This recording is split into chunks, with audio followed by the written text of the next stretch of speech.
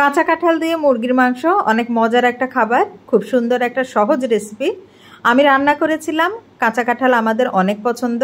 এই সিজনে কাঁচা কাঁঠালের সিজনে কিন্তু অনেক রকমভাবেই কাঁচা কাঁঠাল খাওয়া যায়। তো আজকে আমি চিকেন দিয়ে রান্না করেছিলাম, শেয়ার করব সেটাই।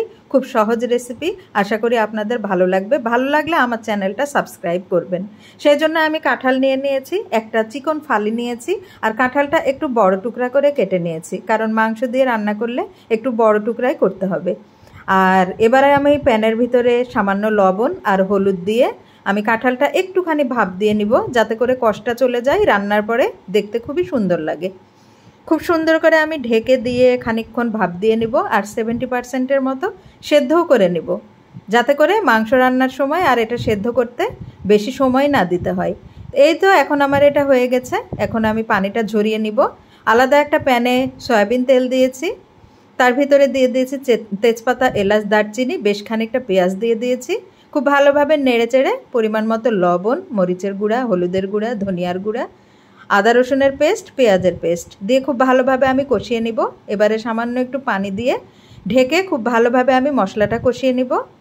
মশলাটা কষানো যখন হয়ে যাবে আমার মন মতো, তখন আমি চিকেনটা অ্যাড করে দিব। এখানে আমি সোনালী মুরগিটা নিয়েছি।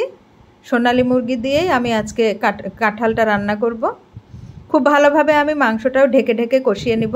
আর ওই যে গরম মশলার গুঁড়া, যেটা সবারই আমাদের কিচেনে থাকে, সব মশলা দিয়ে করা গুঁড়া, সেই গুঁড়াটা এখানে আমি 1 চা চামচ ব্যবহার করব।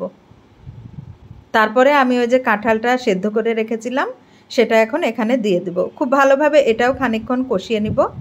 খুব ভালোভাবে কষিয়ে নেওয়ার পরে আমি ঝোলের পানি দেব। যেহেতু কাঁঠালটা বেশ খানিকটা পানি টেনে নেয়, তাই পরিমাণ মতো যতখানি আমি ঝোল রাখবো সেই অনুযায়ী পানিটা এখানে অ্যাড করে দিয়েছি। এখন এই তো ঢেকে ঢেকে রান্না করব। যেহেতু সেদ্ধ করাই আছে আমার অনেকটাই, তাই বেশিক্ষণ আমাকে আর রান্নার জন্য সময় দিতে হবে না। এই যে এখন আমার একদমই সেদ্ধ হয়ে গেছে, আর মাংসটাও রান্না হয়ে গেছে, অলমোস্ট ডান আমার। দেখেন কতটা লোভনীয় লাগছে, খেতেও কিন্তু চমৎকার। প্রতিটা রেসিপি আমাদের ট্রাই করা উচিত। ভালো কোনটা খেতে ভালো বা ভালো না, সেটা কিন্তু ট্রাই করলে তারপর আমরা বুঝতে পারি। তো এই যে দেখেন কতটা লোভনীয় লাগছে কাঁচা কাঁঠাল দিয়ে মুরগির মাংস। আপনারা যারা খাননি অবশ্যই ট্রাই করবেন, আশা করি আপনাদের ভালো লাগবে। আর খুবই সহজ রেসিপি, অ্যাজ ইউজুয়াল মাংস যেভাবে আমরা রান্না করি সেভাবেই রান্না করা যায়, কোনো হ্যাসেল নাই, ঝামেলা নাই।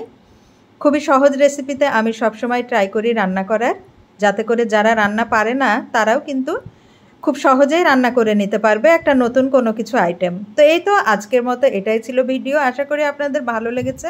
ভালো লাগলে আমার চ্যানেলটি সাবস্ক্রাইব করে দিবেন, বেল আইকনটা দিয়ে দিবেন। ভালো থাকবেন সবাই। আল্লাহ হাফেজ।